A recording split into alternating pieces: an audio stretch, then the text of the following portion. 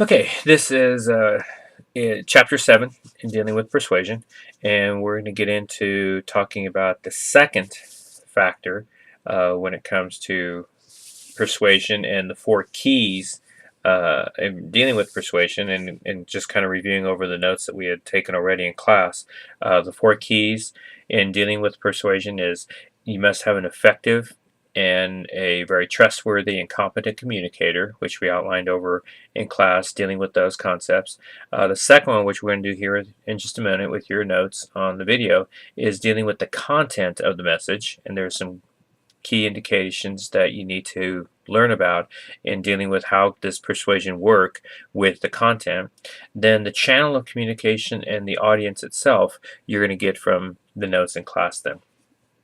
Okay, so in the elements of persuasion, when it comes to the message content, how does the message be something that can become very persuasive to somebody, or how that can change somebody's mind on it? First off, what matters not only who, but what is being said, and that's very important. For example, if I'm trying to persuade somebody, and having a political debate, it's not just me as a communicator that's going to be having impact on whether I'm going to be successful in getting that person persuaded. It's what I'm saying that's going to be also the importance of that. The rate of speed is very important when it comes to the influencing of your audience members. In some cases, you want to be speaking at a much faster rate or a quick speech. What that does is it short circuits the counter arguments by those who are against you. Now, if I'm speaking to a group of people who are very supportive of me or that like what I want to say, then I should speak slower and more distinctly, because that way these people who are supportive of me will get more of the information, they will attain it, they will remember it better, and therefore they're going to be able to use it in their arguments. So I want to go slow and very concise. If, however, I am basically going over those that are not supportive of me, I want to make sure that I speak quickly. Okay, because this way, the faster I'm talking to those that are non-supportive of me, the less chance they have of interrupting, being able to think through what I'm talking about and have time to come up with a counter argument, because I'm going so quick that they're not going to be able to keep up. So really, it depends upon your audience and whether they're a supportive audience or whether they're a non-supportive audience as to the rate of speed that you want to go with.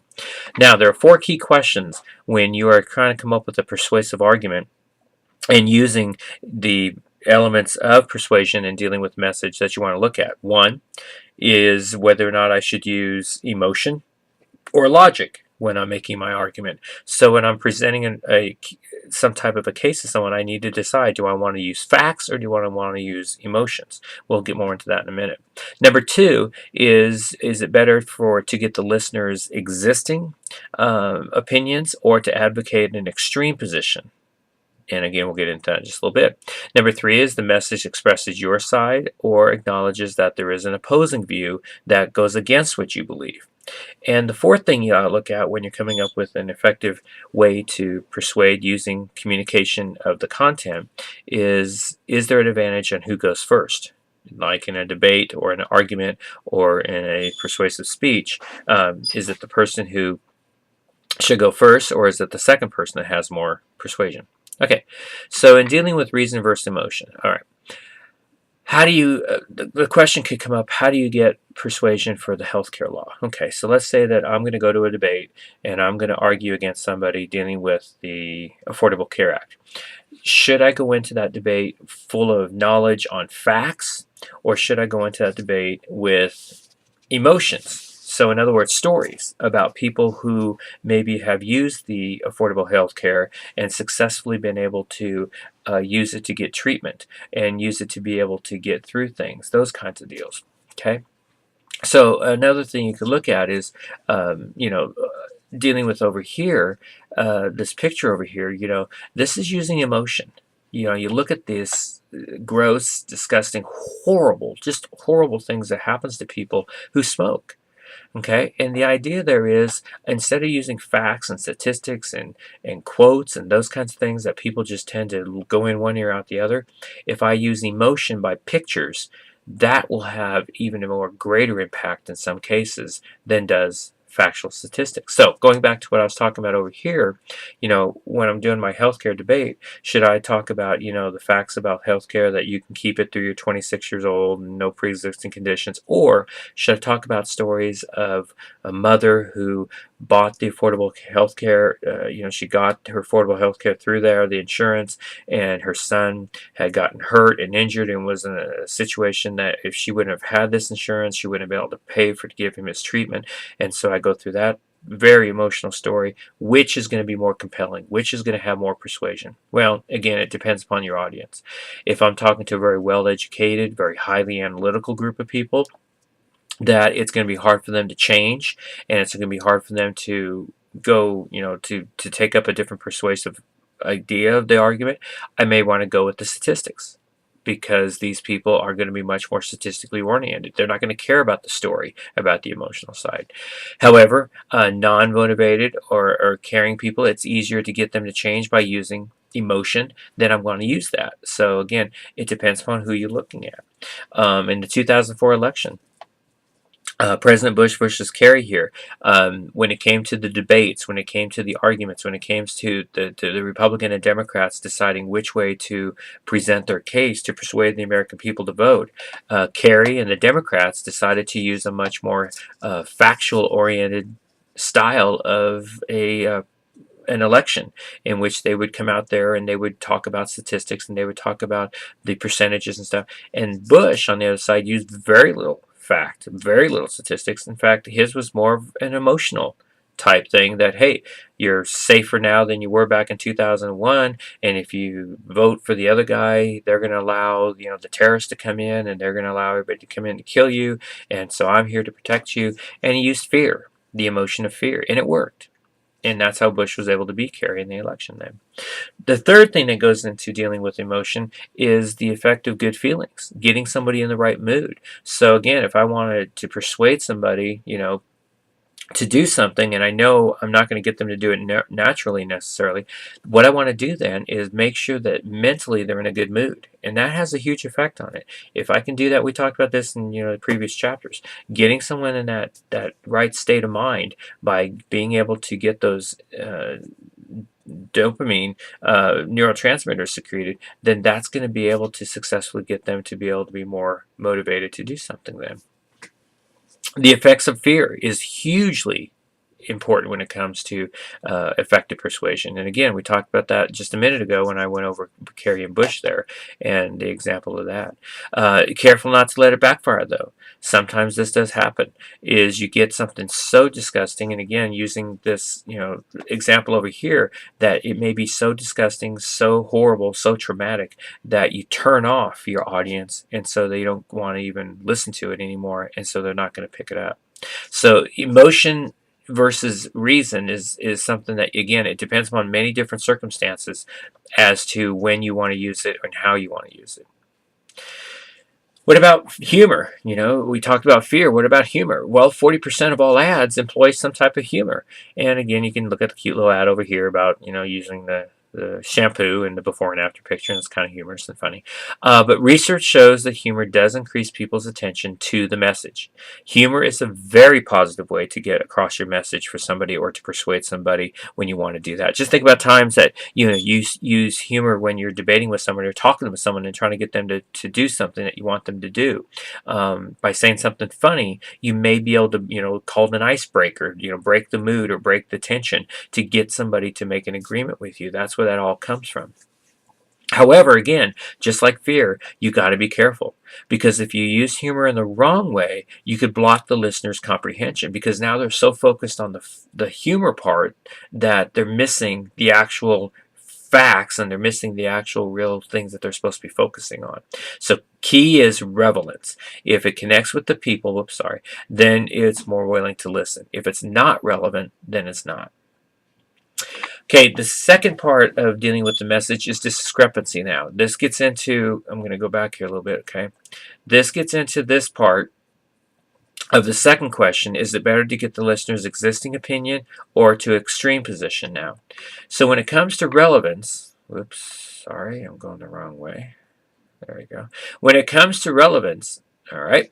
It depends upon the communicator's credibility. So, okay, let's say that I want to get my wife to, start exercising. Okay, I could go in and by talking to her about it, by saying, she maybe needs to lose some few pounds or this and that. The thing of it is, I could do it one of two ways. Either I can do it in a very small way by, making small suggestions, or I could go in with a, full blown in your face type of an opinion that's going to be very discomforting, that's going to be very disagreeable. But what I want to be looking at here is my credibility. If she sees me as a credible source, someone that she's going to listen to, respect, and take my opinion, then by going with the full-blown message, it's probably going to maybe have a better impact, and it might get her to make her change that she's going to do. Same thing if you're dealing with your boss or dealing with whatever.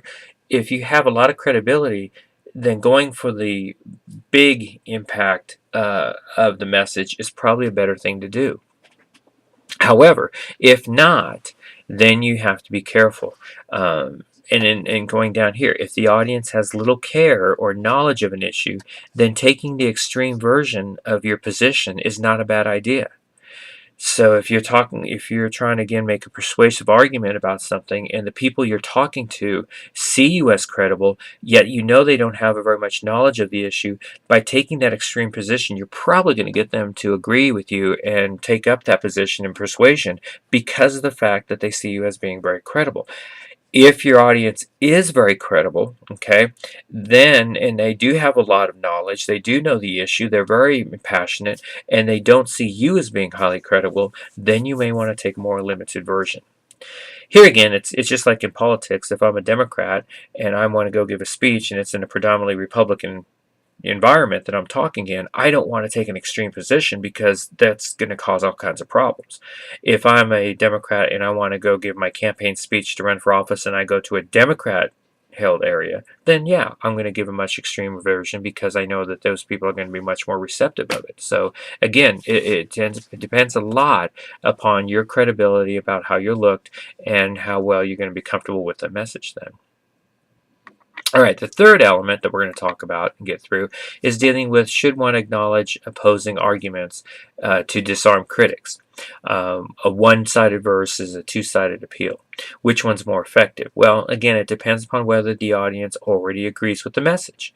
If the audience is unaware of opposing arguments, it is unlikely that they will later consider that, so it's better for you not to say anything.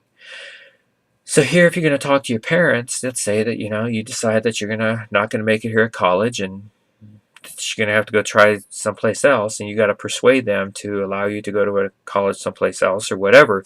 Okay, do you take up which kind of argument do you make? Do you make a one-sided argument in your case, or do you come back and tell your parents, well, I understand your hesitance here of letting me go do to such and such college, okay, because of what's happened to, and you may give an example of somebody that went to that college and didn't do very well because you already know your parents know about that existing opposition view.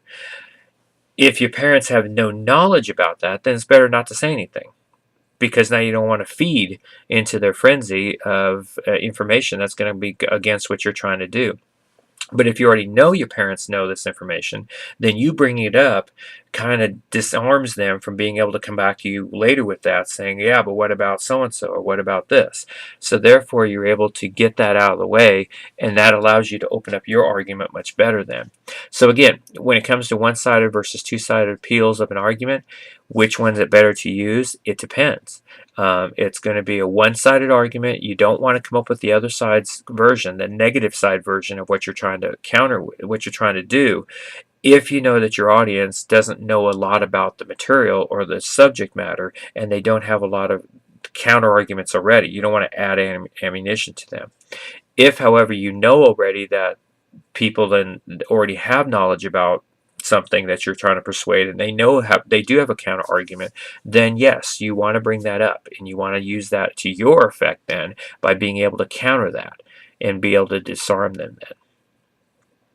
Okay, the last one is primacy versus recency. In other words, is it better to go first or second when you're having a debate or an argument with someone? Let's say again that you got to sit down with your boyfriend or girlfriend. You need to have a long conversation with them. You're trying to decide it's better for you to break up. They don't think so. Who should go first? Well, we're going to go over that one in class along with the rest of your notes and finish up with talking about persuasion. But again, just as a review, to kind of go back here real quick, when it comes to the elements of persuasion, oops, again, I went too far. When it comes to the elements of persuasion, again, the 4 questions: is it more logic or is it emotion that you should use as a persuasion to try to get someone to agree with you or to come across your side?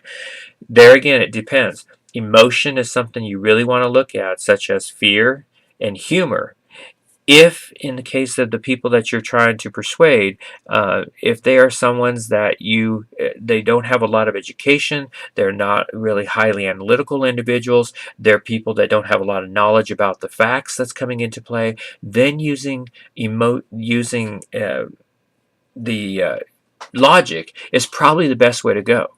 If they have these things. If they're not well educated, they're not highly analytical, they don't have a lot of the facts, they don't know a lot, then probably instead of going with that, going with the emotion would be a better idea.